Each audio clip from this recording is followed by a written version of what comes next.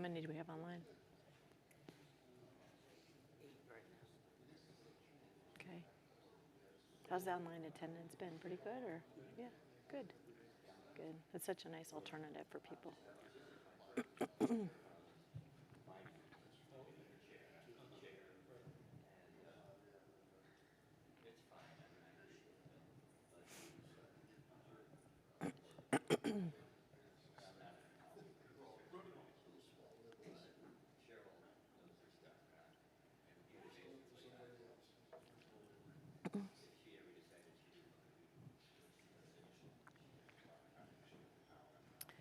Good morning, everyone. We're going to go ahead and get started. There may be a couple others that join as they're getting their coffee and getting settled this morning, but we'll go ahead and get started. We also have an online group of people joining us, so we'll try to be attentive to them as well. Come on in. So when we have a time for questions, we want to just make sure that the online people have an opportunity to hear what the questions are as well. So I may repeat them for that, or we'll pass the microphone for comments and such. So welcome. I'm Kristine Miller. I'm a partner and senior vice president with Horizon Stewardship. Come on in. They gave me this room because they knew I was flexible or something. I don't know. Anyway, so I'm a partner and executive vice president with Horizon Stewardship. We are a generosity consulting firm that works with churches of all different shapes and sizes and all different denominations all over the country. We are. Come on in, it's all right. Some of us don't know there's two doors. I know, we were in the same boat. It's not a problem. We were trying to get in this door for a while too. Couldn't get set up, and I was like, something's happening. But anyway, it's all good. Welcome, welcome. So Horizon Stewardship, we're a sponsor of Stewardship Kaleidoscope and have been for many years. We love coming here.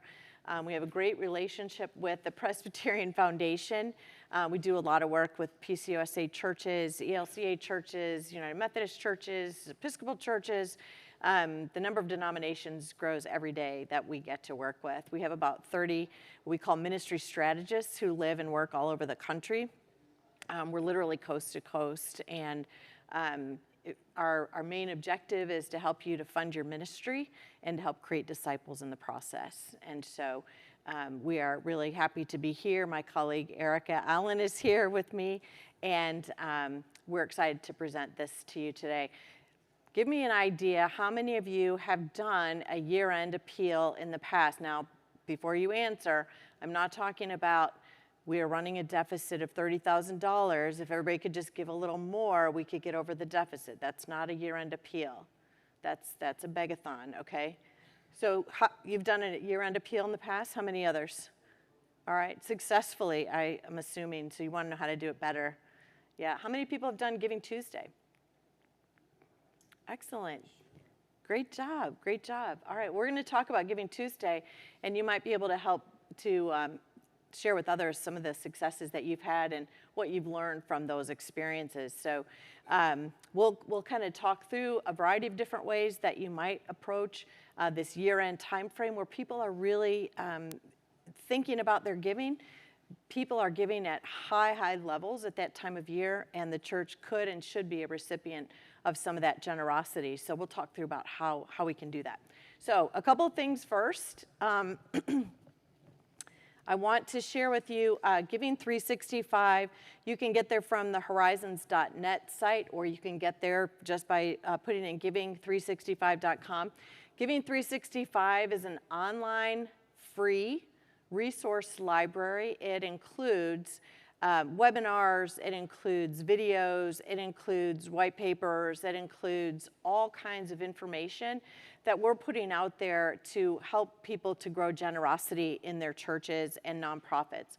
So anything that you find in there, you're welcome to use to train your stewardship committee, to have a discussion with session. Anything that is useful in there, please feel free to use and share to anyone that you feel might be benefited by it. So we continue to add things all the time there, and so we encourage you to take advantage of some of the good stuff that we've put there for you. All right, these are the things that we're going to talk about. Six ways to really end the year in a strong financial position.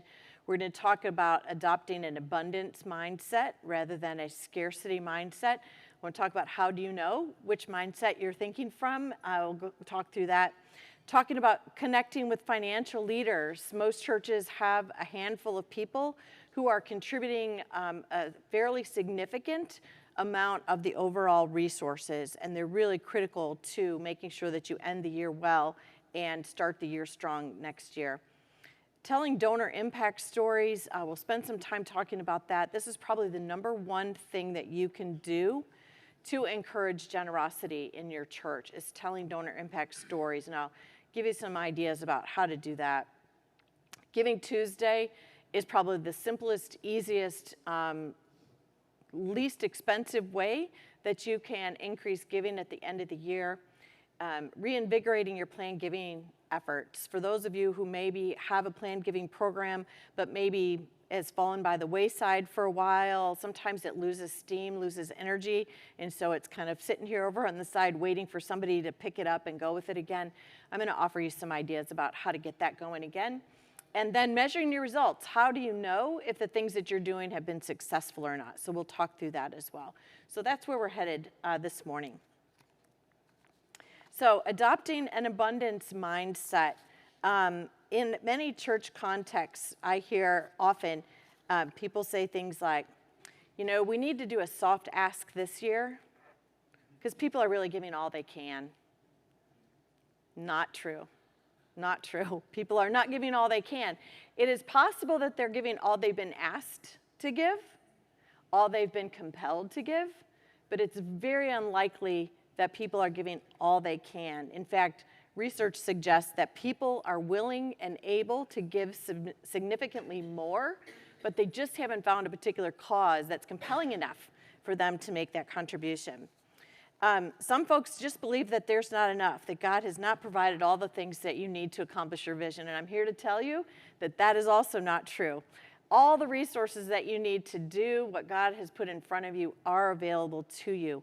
We just have to make a really good case for why that's important. If one of the things that I hear also in churches is people will say, you know, we're going to hold our budget tight this year.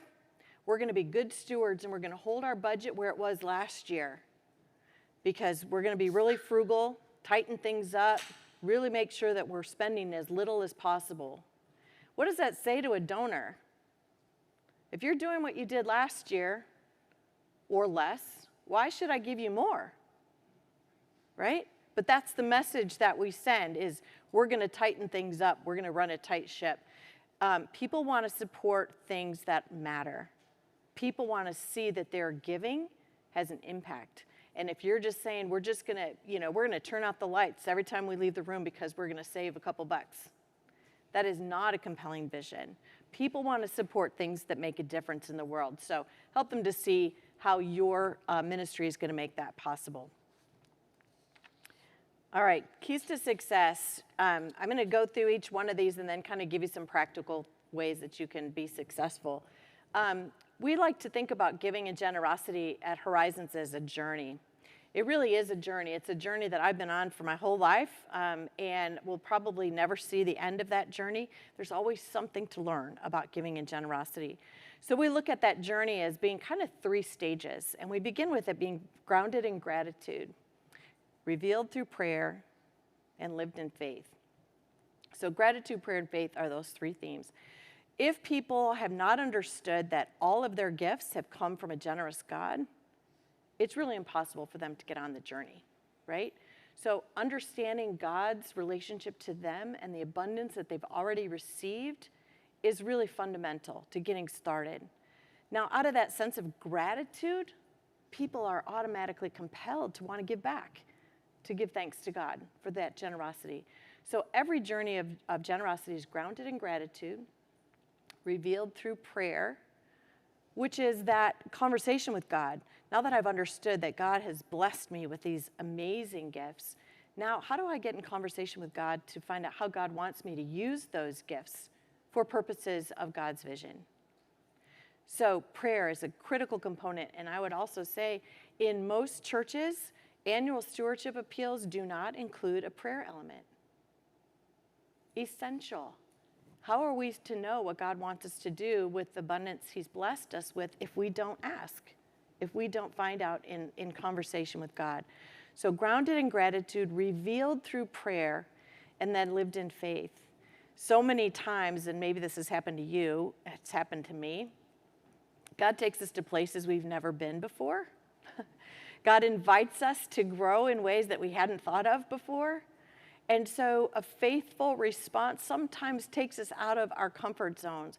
But it's important that as stewards of God's gifts that we listen to God's leading and then faithfully respond to God's call in our lives. So grounded in gratitude, revealed through prayer, and lived in faith. If you want to grow generosity, you must start with gratitude. Gratitude is key. Thinking about, and we won't go a lot into this today, but how are you how are you thanking people for their generosity to your church? If it's thank you in the newsletter to everybody, it's probably not sufficient, right? Thank you to all means thank you really to nobody, right? So how are we expressing gratitude to people that are making our ministry possible? Really, really critical. How will increased giving increase your ability to make an impact? Again, we're not holding the budget steady because God calls us to bigger and better and more visionary things. So how are we going to increase our impact with the generosity of our members? If I'm giving a $1,200 gift every year, which is divisible by 12, it's a pretty common gift that people give, right? $1,200. It's the mode in most churches, $1,200. So if I'm giving $1,200, I've been giving $1,200 for the last 10 years. And you tell me that, yep, we're holding tight to the budget this year. We may, increase this outreach ministry. We like to do more with students and children. But we're just going to kind of hold the ship steady. I'm not going to increase my giving to $1,500 because of that. I want to know that additional $300, what's it going to do to change the world? How am I going to make a difference through my generosity to your church? So tell people when you're doing a budget, tell people what's next. What are you dreaming about? What is God calling you to do that you're not doing today? And how can they be invited to be a part of that? Sharing your ministry story. This is, again, something that we in the church, we try to do really well, but I think sometimes we struggle to understand how lights and overhead and salaries are really our ministry story. One thing I would encourage you to do, if you call it an annual budget, which most churches do, call it ministry funding. Refer to it as ministry funding, because that's really what it is. Your operating budget makes ministry possible. So refer to it in a way that relates that to folks so that they understand this is the launching pad for all the ministries that you do. Without the lights and the overhead and the salaries, it's going to be really, really hard for you to do all the ministry that God is calling you to do. So tell that story. Let people know how the overhead and all the costs that are part of your ministry budget are really making an impact in the world. We need to shift in our talk around properties and HR and groundskeeping and all that to call that ministry resources. Ministry resources, great terminology as well. Absolutely. Get away from thinking about the nuts and bolts of that. Absolutely. Yeah, and a lot of people go to a narrative budget, which a narrative budget is a great tool. I've seen one that I thought was really good. I've seen a lot of them. So narrative budgets, for those of you who may not be familiar, basically takes your operating budget or your ministry funding and divides it among some categories. So it's not about the lights and the overhead, but it's about music ministry, it's about pastoral care, it's about all the different categories of ministry that you're doing. That's a great first step. What I'm going to encourage you to do instead of that is take it one step further and make it a storybook. And we're going to talk about telling your ministry story in just a minute. Make it a storybook about how your ministry is impacting individual people every single day, because it is. And telling those stories helps your givers understand the connection between their generosity and your ability to do more of that. Invite a variety of giving options.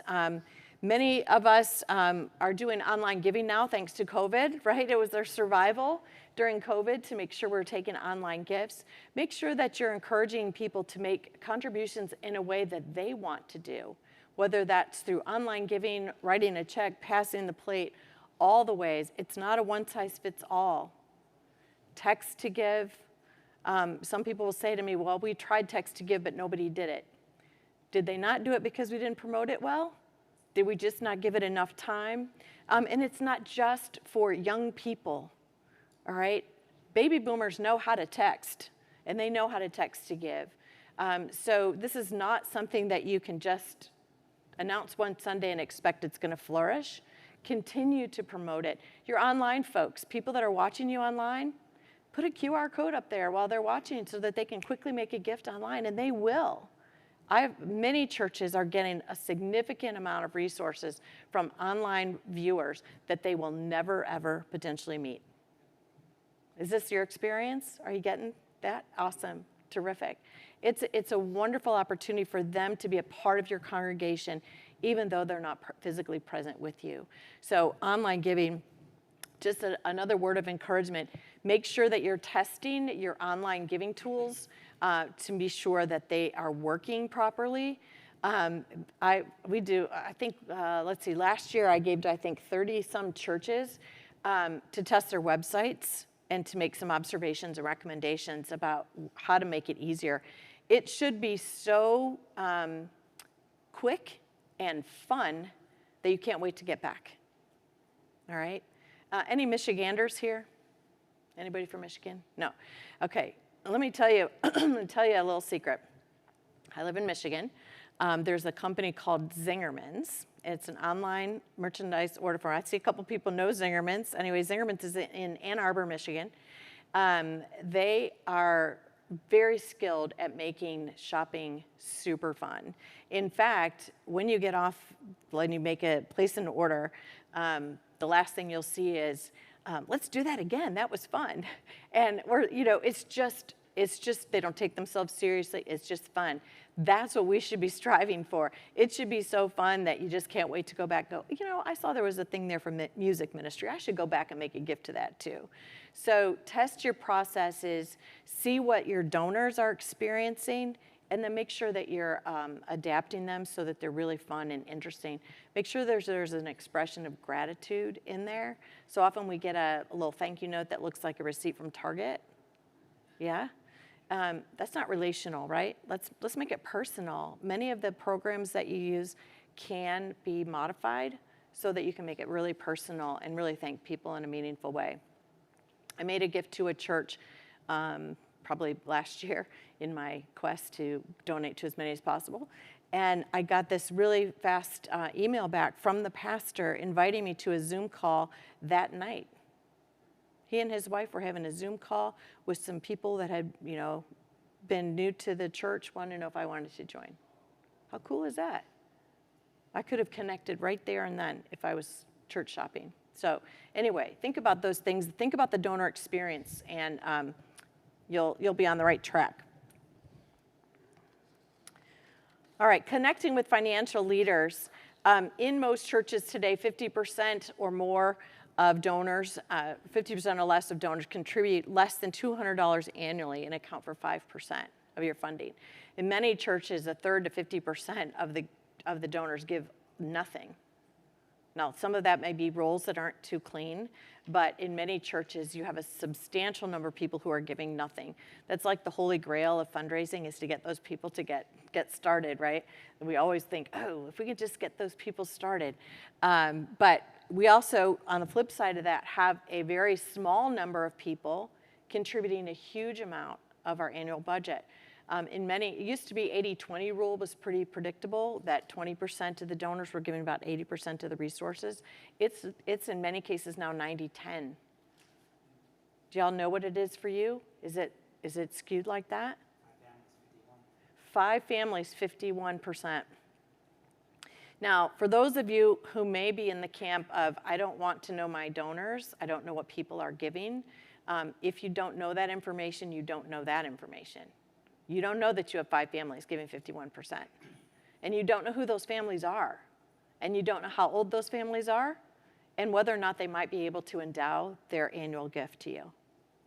You've had no conversation with them, they die, you lose a staff position. Right? I was gonna say, it was a ruling elder with the foundation who was working with our church who told my treasurer, a ruling elder, always give the pastor The giving numbers, list, yeah. and it's up to the pastor if they'll look at it or not, but don't make them have to ask. Mm-hmm. But it was part of the report saying they were worried that I don't have access. Yes. I only know about the 51 because of the financial analysis, but I haven't had access until after those conversations. So this is really important. If you don't have access to your giving, it is permissible in the Presbyterian Church to have access. It is not prohibited. Now, it may be tradition in your context to not have access to the giving list. And I've heard many pastors say, I don't want to treat people differently, and therefore I don't want to know the giving list.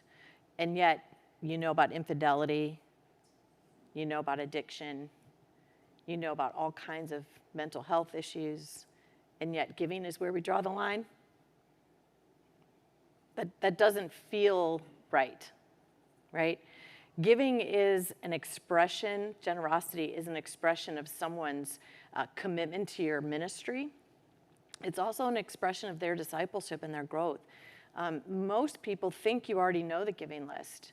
And so when they stop giving and you don't call, you don't write, you don't be in touch with them, they take that personally because they think you know. If they're mad at you, they're going to cut their pledge in half. And then you don't respond. Right? So knowing your giving list empowers you to do the work that God has called you to do. There's not a nonprofit in this country that doesn't, an executive director that doesn't know everything about every gift that comes in. And it's really, really critical that you do as well. So sorry, that little soapbox for a minute, but really, really, it's probably the number one thing. I've been doing this 25 years or more. It is the number one question that people talk about and argue about and get really passionate about. And it's just been all that time that we're still asking the question, should pastors know the giving list? You are in competition with every faith-based nonprofit and others in your community, more so now than ever before. And so we need the tools in order to help people grow in their generosity. Okay, enough. So remember that donors want to support causes that matter. Your financial leaders in particular are going to be supporting many other charities besides your church. They're going to be supporting the United Way. They're going to be supporting ministries that matter to them. If you know what their philanthropic portfolio looks like, you're going to be able to have more meaningful conversations with them. Sit down and ask them, what other things do you support? What's on your heart? What kind of ministry matters to you? And then when a ministry opportunity comes up for them to potentially support, then you can have a conversation with them about that opportunity. If you don't know that information about them, it's going to be very challenging to have a good conversation when an opportunity arises. Many of your members will make year-end gifts. The number of people who make gifts in the last 5 days of the year is incredible. So why not to your church? So we need to be in a position to not beg to fill the gap, not say, we're $40,000 under budget. We really need to rally. We know that the Christmas season is typically the biggest of the giving year. Most churches get a substantial amount of their giving in the month of December. Less so if they're doing online, a lot. But still, December's a big month.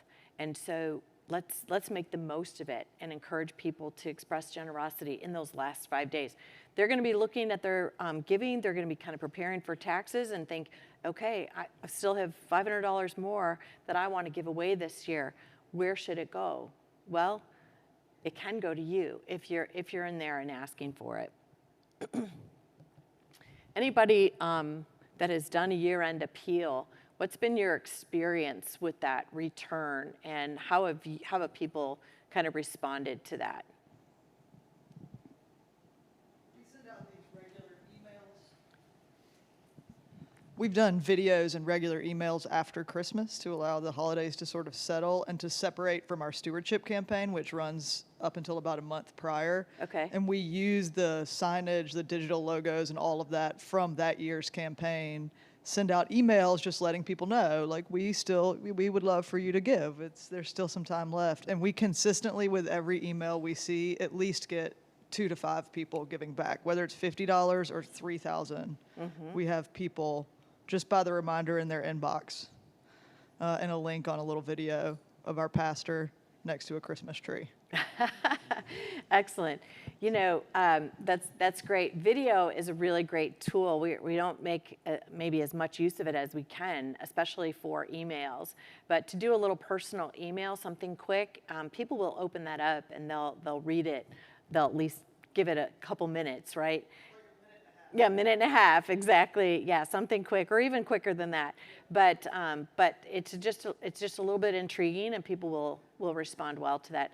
Anybody else have good experience with year end and what you're seeing in your appeals? I'm just wondering, what's your timing? So when would you send out the email or the letter?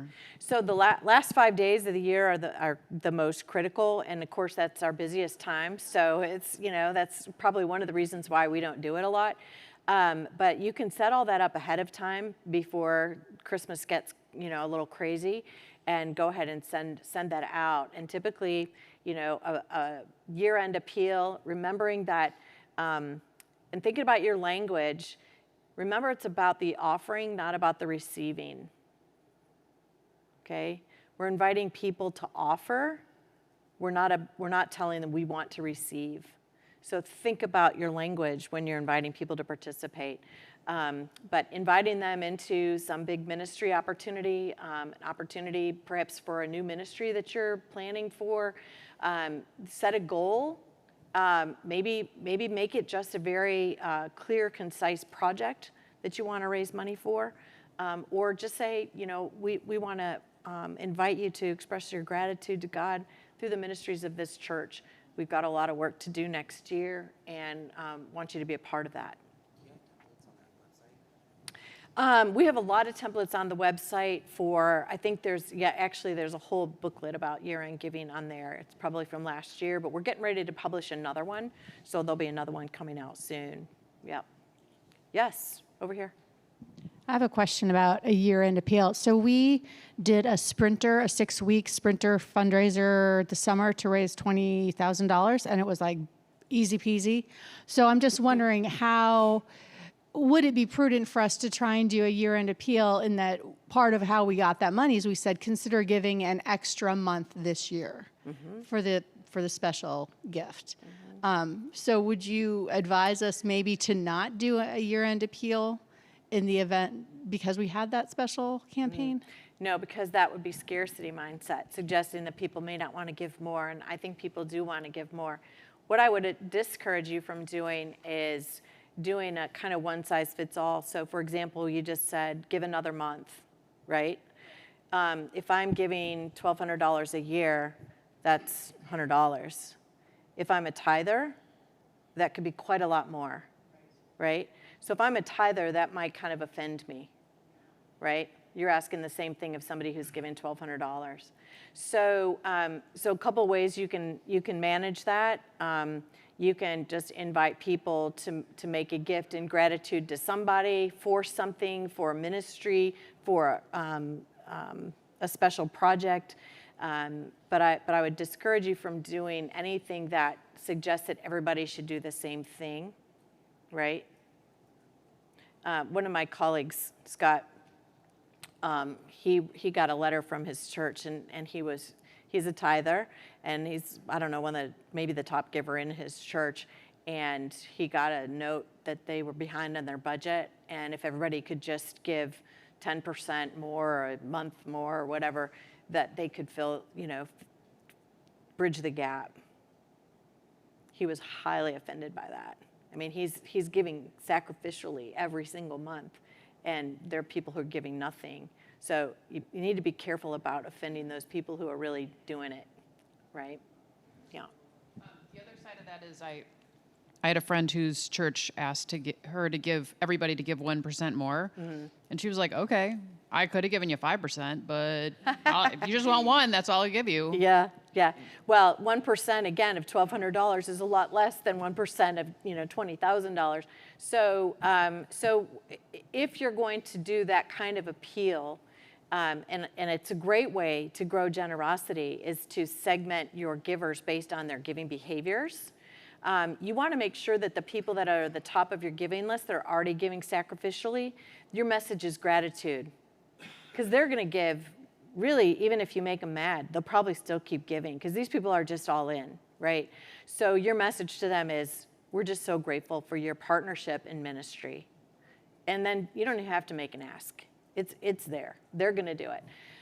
But you can invite people to increase giving as a percentage of their income. That's a great way to go, because that's going to be different for every household. Or you can take a look and see if somebody's been giving $1,200 for the last 20 years, maybe invite them to step up to $1,500 this year, make it real specific. So it's more labor intensive, absolutely, but it'll result in some growth in your giving.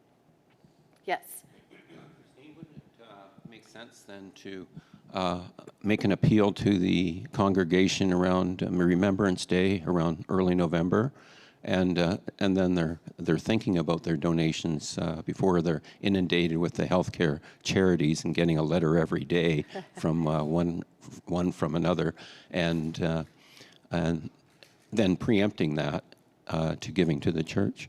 Yeah, one of the things that we've done in churches is help them do a gratitude appeal. And you can do that really any time of the year. Thanksgiving season is kind of a good time to do that.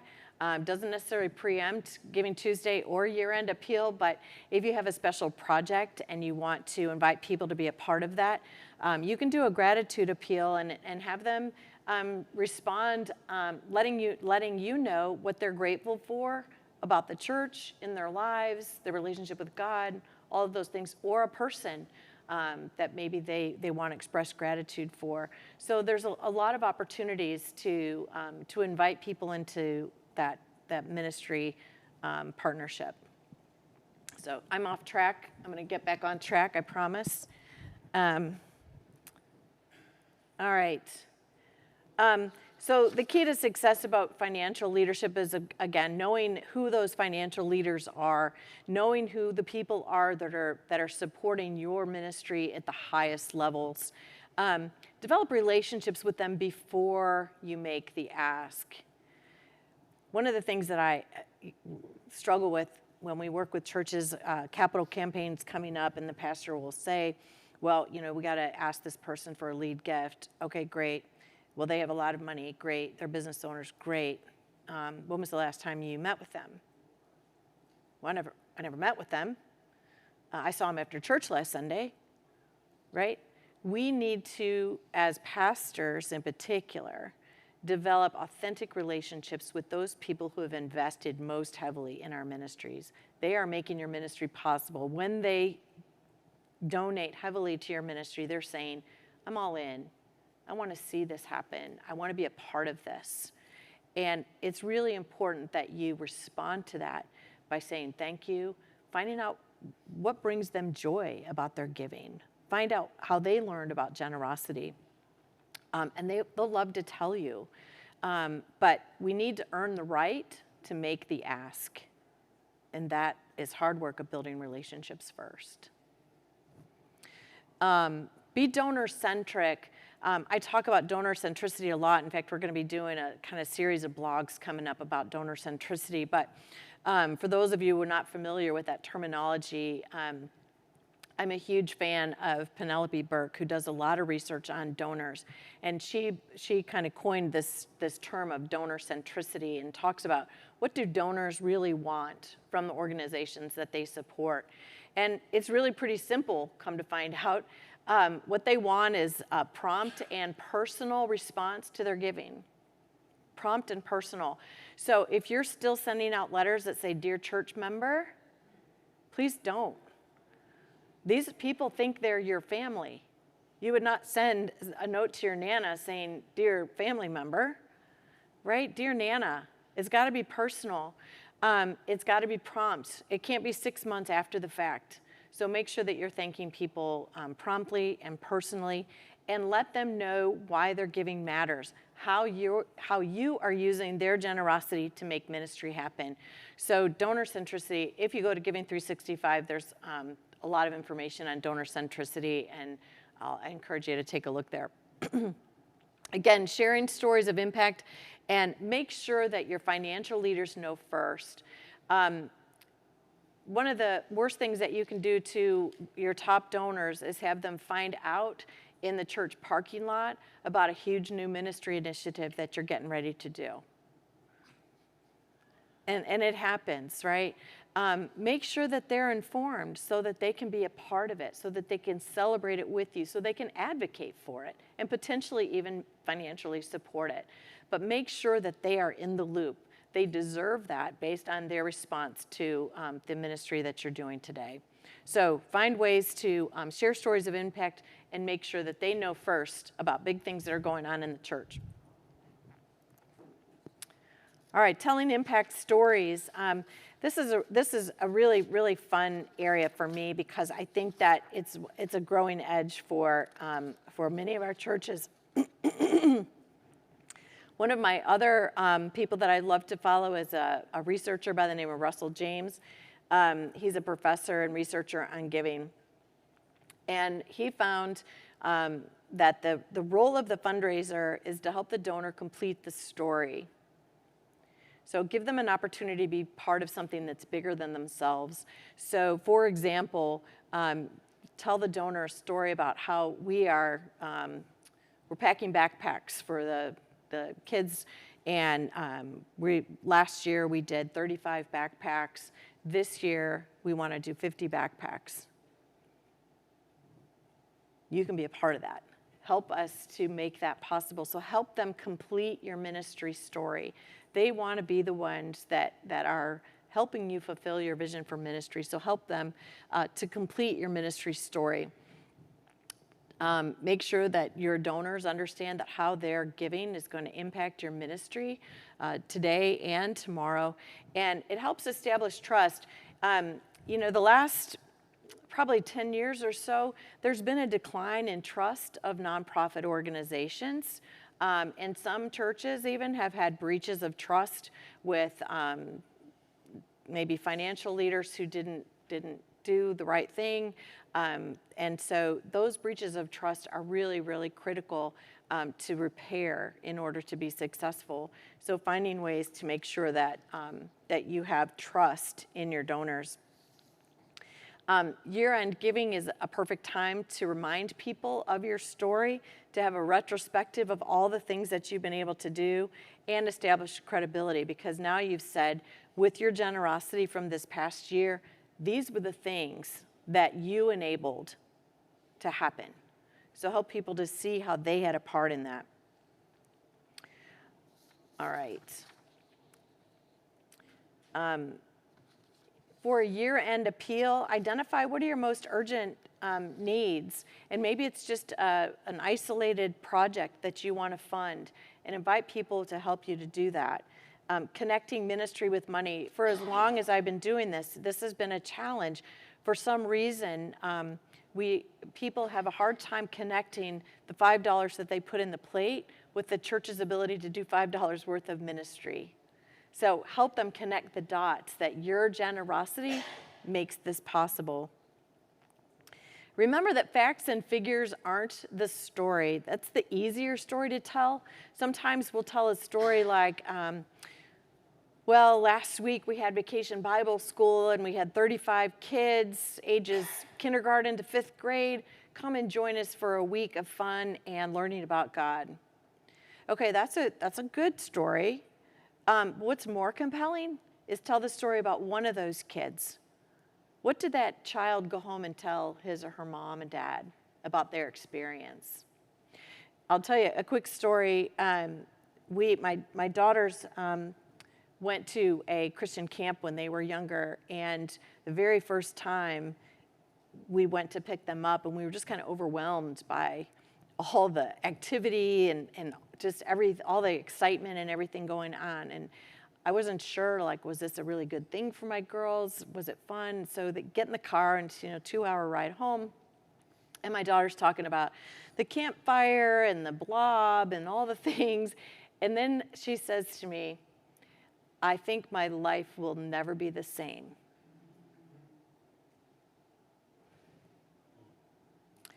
That will raise money. In fact, we've given a whole lot of money to that camp ever since because they helped my daughter find Jesus.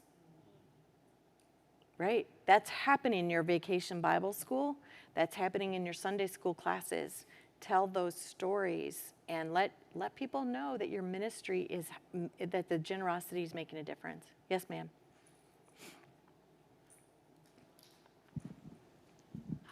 I'm working to kind of turn a toxic giving environment around a little bit. I'm fairly new. How does the first point not become putting your favorite ministry in the memo so it becomes a designated gift? And then we have to track, this is our favorite thing and it only can be used for this. How do you work that into this? Yeah, that's a great question. We could do probably a whole workshop on that. But no, it's a really good question. So when we're thinking about donor centricity, we need to think about it from the perspective of the donor. So often, and rightfully so, we think about what's in the best interest of the church. What does the church need? What does our bookkeeper need? What do we need, to make our work happen? Donors will do what donors will do. And if they want to designate a gift, it's up to you to decide whether you're going to accept it or not, and the terms around it. So I wouldn't encourage you to encourage designated giving, because the best kind of gift that we get is one that's free and can be used wherever needed most. But if a donor really wants to make a designated gift, I would encourage you to accept it, if it fits within your vision. Donors are getting more and more savvy. They are making designated contributions to other organizations. One of the keys, I think, is getting in front of it by sharing your vision for ministry so that they can fit within the white lines. I had a church years ago. It was actually a church I was a part of, and they had a family who had lost their young son, and they wanted to make a gift in his memory. And so what they did was they bought hymnals. I'm not sure why, but they bought hymnals, a new hymnal for the entire church. Well, the hymnal was, I don't remember, it's too progressive or too conservative, I don't remember, but it didn't fit into what that church was about at that time, and church members got really upset. That the church leadership should have and could have guided them in a much different direction, could have established an endowment fund in that boy's name for youth ministry, all the things. But if you have a vision that's out there in front of people, then people are more likely to make designated gifts that fit into that vision. So I don't know if that was helpful to your question, but yeah, and we don't like designated gifts in the church. We don't encourage it, but here's the thing. This is probably happening for you in your church. Pledging is declining. The number of pledging households is declining. Is that happening for most of you? Number of givers not necessarily declining, hopefully increasing, right? And giving may be growing, but people aren't pledging as much anymore. So this is going to get trickier, right? Because we wait for the pledges to come in. We wrap the pledges up just early November so that the budget team can get ready and put the budget together. And then we bless it at the end of the year, right? That's going to be trickier because we don't know what people's plan is for giving because they haven't told us, and they very well might not. People are giving with donor advised funds. They're giving from their RMDs. So there's a lot of different things that people are are different ways that people are contributing. We need to be prepared for all these different possibilities. So it's not getting any easier, I'm sorry to say. It's getting more challenging. Sorry, Alex is like, why did I come in here?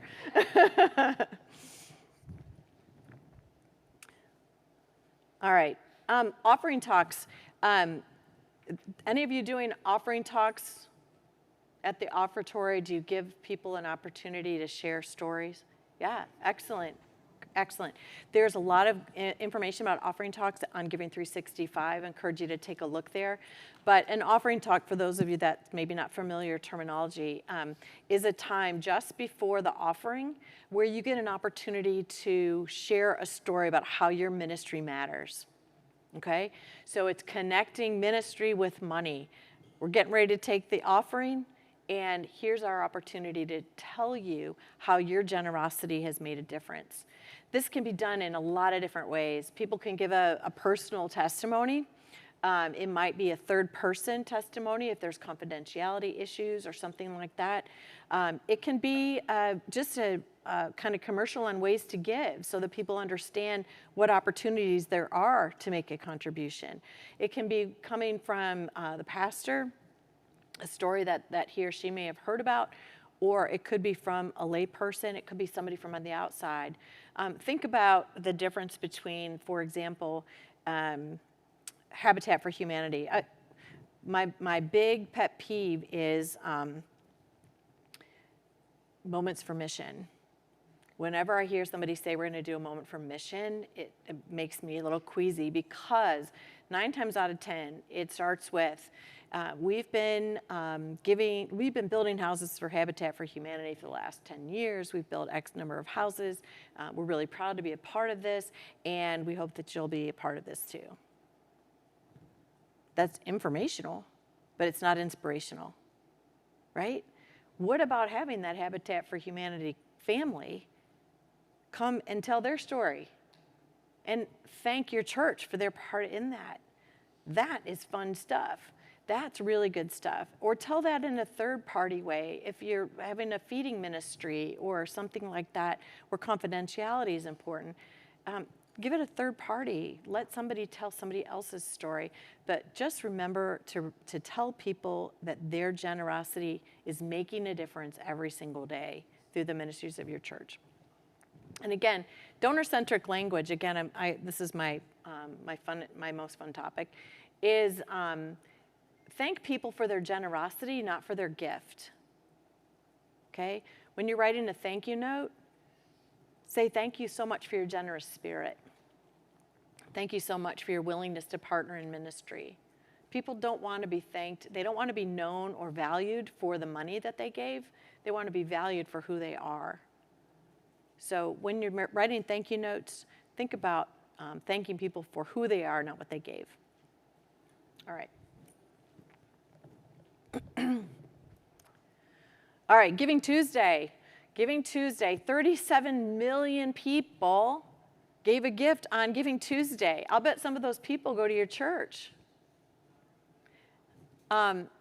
It's one of the easiest and least expensive things that you can do. $3.1 billion was given to organizations all over the country. So choose a project, go to Giving Tuesday. You'll find, just Google them. You can find the logos, all the things that you need. Giving Tuesday is November 28th this year. Get ready for it now. Let people know. This is our project. It's a $20,000 project. We're hoping to raise all that money on Giving Tuesday. This is clearly an abundance mindset to say, we believe that $20,000 is here in this church for this project. And if it's a great project, people will support it. If you don't get everything you need on Giving Tuesday, make it your year-end appeal and move people to finish it out in your year-end appeal. This is really a missed opportunity for all of us if we're not at least putting it out there that you can give to your church on Giving Tuesday. Anybody who did Giving Tuesday last year? Did you have good results?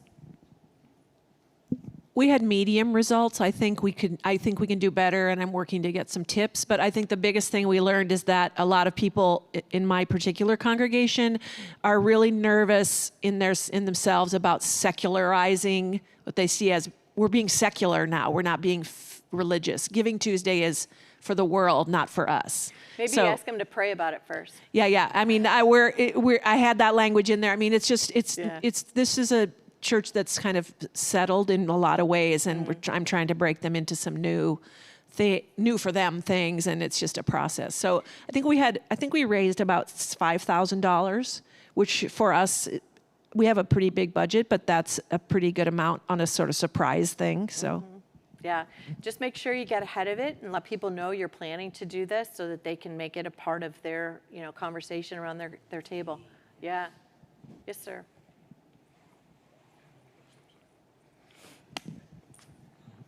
I've always thought that about Giving Tuesday, is there any data about gifts from outside of the church, maybe that, somebody does Presbyterian as a search thing, or disability, where people outside your church contribute? I mean, Yeah. is that That's much of it? That's a good question. I've not seen any research in that area or have heard any experiences of people. My guess is that that's not going to be a significant part, surely, unless you have a particular ministry that's very community oriented and you're raising money for that particular outreach. But I don't have any information on that. But I think that there's a possibility that could grow, especially if you're doing Giving Tuesday every year and people know about it. It's on Facebook, it's on Instagram, it's on all your social media, so people know that you're doing this. And my guess is that the first time you do it, your results will be medium, but you'll put it out there and people will be ready for it every year. All right, Giving Tuesday, everything you need to know is on their website, so it's very simple and easy to do. Again, establish a goal, let people know how those funds are going to be used. Make sure that you put publicity out now that says #Giving Tuesday, we're going to be a part of it. Make sure your online giving processes are clean and easy so that you can effectively take those contributions. And then make sure that you have a gratitude system in place so that you can thank those people who made Giving Tuesday a success for you. And even if you get $5,000, it's $5,000 you likely would not have gotten otherwise. All right. We have a break at 10 o'clock, and I was told to keep it. Is it 10:15, isn't it, Robert? 10:15. Okay, good. I don't have to rush so much. It's a quick break in a plenary, so they asked me to finish on time, which I will do my best to do. All right, planned giving. So planned giving is also another one of my favorite topics because there is so much opportunity in our churches for planned giving, and yet it's the thing that typically is set off to the side. Most churches have something in place, or they remember that 10 years ago they had something in place, but now is the time. If you don't have your planned giving efforts in full swing, now's the time to do it. I know the foundation will be happy to help you in any way that they can, if that's something that you need help with. But $60 trillion passing from generation to generation. Many people, many baby boomers right now have portfolios that they've inherited from their parents. They have to be spent within the next 10 years. They have to be liquidated. So they have money that they have to liquidate over the next 10 years. So year end is a time when people are thinking about planned giving. They're thinking about, January is a big month for people getting their wills and estate documents in place. I guess at the end of the year, we sort of think about our mortality for some reason. And so January, first quarter of the year is a time when people typically are doing those kinds of things. So it's a great time for you to kind of get your planned giving team back together if they're not together already, but invite people to make a year-end gift from their IRAs, their donor advised funds, any way that they feel that they can contribute. For those of you who are looking at your giving list and you have 51% of the giving coming from 5 households, and you know that those people are in their 80s and 90s, most of the time that is the case, there is an opportunity there. These are folks who have invested in your ministry for decades, probably. Why would they not want to continue to do that in perpetuity? It's not that they don't want to, they haven't been told how to, and they haven't been invited to. Now, for some, they may not have enough resources to fully endow their annual contribution, but it's worth a conversation to see if that is possible. To say, you've been generous giving $20,000 to our congregation every year.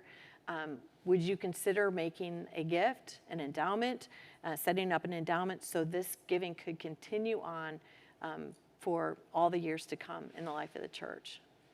So many of them will do it. Most of them haven't thought about it. But you'll think about it after they're gone, right? And you've had to have a staff person, right? All right. How do we do this? Ways to succeed. Make sure that you review your existing documents. If you have a gift acceptance policy, make sure that's current, up to date. Again, the foundation, I'm sure, can help you with those documents. Look at your charter. Make sure that you understand how gifts can be received into your endowment fund. If you don't have an endowment, set one up today. And make sure that, that you're clear about your spending policy as well. Most endowments do a 5-year rolling average of 5% of that. Some churches will say 4% or maximum 5%. Just make sure you understand what that looks like. If a gift comes to you, $1 million comes to you today, you've had a senior saint pass along, they gave you $1 million. Make sure that you are clear about where that money is going based on the policies that you have established. Okay. Also, be mindful that the people that have the potential to make a planned gift tomorrow are the people that are watching you to see what you do with the gift you get today. Use it wisely, or else they'll find another. They'll give it to their university, right? Yeah. Don't stress out about not being a financial expert. A lot of people hesitate to talk about planned giving because they think they're going to get a hard question and they're not going to know the answer. It's okay. It's a moving target. There's a lot of information that you need to know in order to be a financial expert. That's why you have the foundation available to you. They can answer those hard questions and make sure that people are getting good information. You also should not be a financial advisor for anyone in your church. It's really important to draw that line and distinction. Yes, sir. We recently had a discussion in our church about whether bequests that was given through estate plan was an endowment or just a bequest. Right. And the differences between the two. Right. And that has not yet been resolved to the satisfaction of some people in our congregations. And so when you're talking about creating an endowment, is this an endowment that the church itself could create and then just solicit people to, when you make your final disposition of assets, to include, and then money goes into an endowment, and then the income is available from Right. it, but only the income, or can it be set up so different things happen? Again, we could do a whole workshop right there, but no, this is a great question. So an endowment is a fund set up by the church that has specific rules. It may be that your rules say that any bequest that comes in, 50% is available for operations or special projects, 50% must go into the endowment. It may be that any gift over a certain size must go to the endowment. If it is a true endowment, it means that the principal does not get spent, but the interest and income is spent based on your spending policy. Yeah, that's what, good. Then we got the right advice, because I mean, that's what we had decided, that Yep. the gift was a gift, but the church does not have an endowment set up. And Okay. so we're still following the directions that came with it. But before it was a struggle every time we wanted to access the funds from that bequest, because they say, Right. well, that's not what the purpose was. Well, yeah, it was. This is why review your documents before you get the bequest, because you will get a bequest. And so make sure that you understand what your policies say about how that bequest should be used. Because again, people are watching.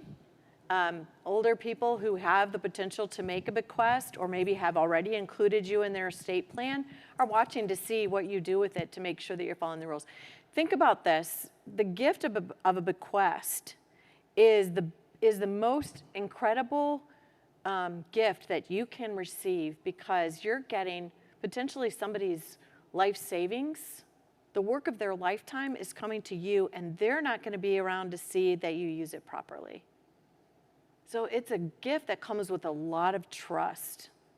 So make sure you're trustworthy before you are in a position to accept that gift. Yeah, well, again, the best time to set up an endowment fund is when you don't have a bequest coming in. Set it up today with zero money in it. And then allow people to know what your policies are so that they can make accommodations. Many people... Yeah, a lot of people will not set up an endowment fund until they get the bequest, and it can tear the church apart if it's not handled well. So another thing that Russell James, the guy mentioned earlier that's a researcher, researched a lot about plan giving appeals and what resonates for people and what turns people off. And the funny thing is, when we're in the life of the church, what we normally do is we get a bequest from Betty, and the next, week we celebrate Betty, and she had this wonderful long life in the life of the church. She taught Sunday school, she did this and that, and Betty left this magnificent bequest to us, and we're so grateful for Betty. That's how we typically do, right? Well, Betty is dead. Nobody wants to be Betty, right? And Russell James found this out in his research, that is not a compelling case for people to want to make a gift in their estate plan, because Betty's dead. I don't want to be Betty. I'm alive and well, okay? So the best kind of testimony that you can give for inviting people to participate in your endowment giving and to make a bequest is the testimony of a live donor. I have loved this church for 50 years. My family has grown up here. We have made a gift to the church in our estate plan, and we're really excited about the potential of this gift in perpetuity. Right? So there you go. Worth the price of admission. But really, really important. Make sure that you're not to celebrate. You can celebrate Betty, but don't use it as your primary appeal. Okay? Make sure that you're using the appeal of a live donor. Again, connect with your denominational foundation. They have incredible resources available to you. They'll help you set up your endowment fund so that you don't have to be that financial expert, and make sure that you've got the tools you need to invite people into that important ministry. Can you repeat that part, please? I missed that first part. Who should we reach out to? Your foundation. Please reach out to your foundation. They have all the information that you need to be successful. And so, no, you don't have to reinvent the wheel. They've been through this many, many times before and can make sure that you have the documentation you need to be successful. Okay, last but not least, measuring your results. When you're looking at your results, whether that's for your year-end appeal or whether it's for your cumulative annual giving, take a look year over year and take a look at a couple key metrics. I like to look at the mean, median, and mode. Many times we only look at that mean or average. Average giving becomes less and less valuable every single day, because we have 5 families giving 51% of the giving, so the average looks great. And if a couple of those families increase a little bit more, man, our average went up. Awesome. But it could be that that many of the people decrease their giving.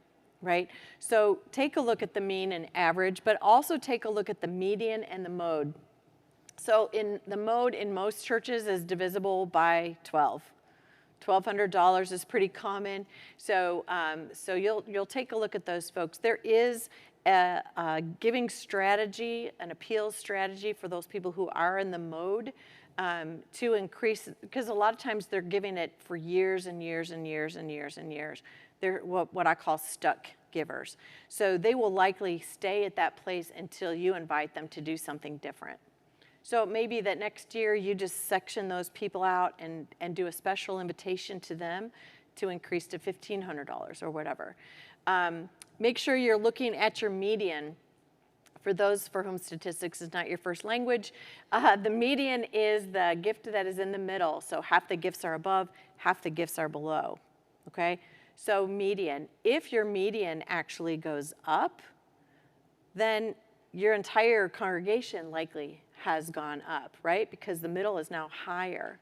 Now that can happen in a couple of ways. Like if you get a lot of first-time gifts, you've done something around first-time giving and you get a lot of $100 gifts or something, that's gonna keep your median a little bit lower, so you have to look at it in context. But if you can get that median to continue to go up, then you're actually changing your giving culture. You're actually moving to the next level. So mean, median, and mode, none of them in isolation, all of them together will help. Sorry? Oh, I'm sorry. Mode is the most frequently given gift. So if you've got 100 gifts and 15 of those are $1,200, chances are that's going to be your mode. Excel will do all that work for you. So you can just do that on Excel. But take a look at those numbers and monitor them year over year to see if you're moving the needle on your giving culture, and that'll give you a good idea of where you are. Again, review the ages of your donors in each of those giving ranges. If you're not tracking ages, you might want to start tracking the age, because you might find oh, good for you, well done. Alex's top givers are younger, so good for him, but that's equally important. It's unusual, but it's equally important to know, right? To know what the ages of those folks are and to see what opportunities there might be. Horizons also offers some analytics.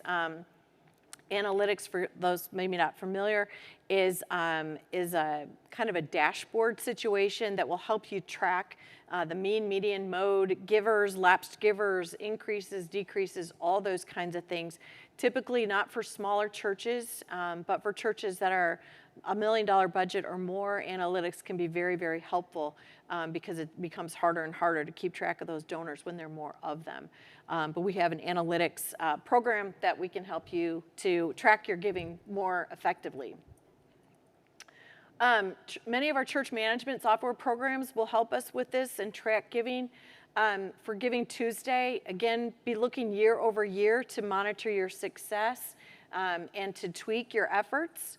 And again, the Horizons Analytics gives you an opportunity to track your givers more carefully. That was my presentation, and I would love you to ask any questions that you might have about that or anything around giving and generosity. Could you just go back to that last slide? Sure.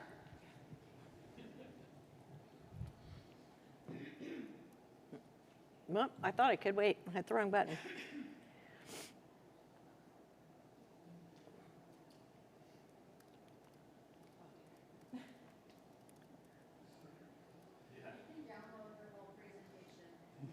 Yeah, the presentation is available. I think that Stewardship Kaleidoscope is providing it for you.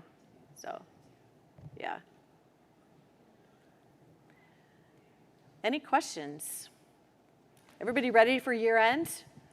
Everybody pumped? We do our stewardship appeal right before Thanksgiving, and we do our year-end appeal pretty much right following after that. And often it feels like we're just asking. We're also asking people to please fulfill your pledge for the year. Is there a good way to time these? Yeah, that's a great appeals? question. So, and it's also the busiest time of our year, right? So many churches are moving to a spring annual campaign. First quarter is a great time to move your annual appeal. I'm not sure why we do it in the middle of program year. I know why we do it, because it's related to budget, right? And that's where we're doing the budget. But remember what we said about budgeting is going to be harder and harder because many of the people aren't going to be pledging, they're just going to be giving. So we're going to be having to do a little faith-based budgets anyway, just in order to accommodate those people that aren't pledging but are continuing to give to us. So some churches are moving to a first quarter appeal. Even though your fiscal year might not change, some churches are moving to a program year, fiscal year as well. Not all churches' polity allows that to happen, but I think the PCUSA does allow that, I think. So anybody do a spring appeal here? No? Uh-huh. Yeah. I like that idea very much because we don't currently. Yes, we don't do a spring appeal. We do the November appeal like Yeah. almost everybody else. But we don't do a year-end appeal, and we're missing out on that. And I'm thinking we're going to try and see if I can convince enough people to switch to a spring appeal. Good. Yeah, if you switch to a Q1 appeal for your annual budget, the transition isn't too difficult. You just let people know, kind of continue to do give what you've normally given until we're done with our appeal, or you can just make it retroactive, however you want to do. Again, donors will do what they want to do anyway, but just let them know that you're shifting into a Q1. It's really a much better time from the liturgical calendar. I mean, Lent. We're reflecting, we're thinking about our discipleship, we're thinking about our relationship with God, we're thinking about sacrifice. Great time to talk about annual giving. One more cultural piece that works really well with the spring giving is in the fall, your young families are paying for Little League, schools, all of those things come in the fall. And then our churches are also appealing for money. And in January, they've sat down with their budget. And so January, February, they're not paying for all those fees and they're really thinking about how to be generous. So that's a way to think about your younger families and where they are in their lives too. So try it out and see what you think. But it's definitely less stressful, and it keeps you from feeling like you're always asking. I mean, we also do a Christmas letter and all the things, and so it tends to feel like you're in a cycle. One of the things that I use for my own personal fundraising is MailChimp.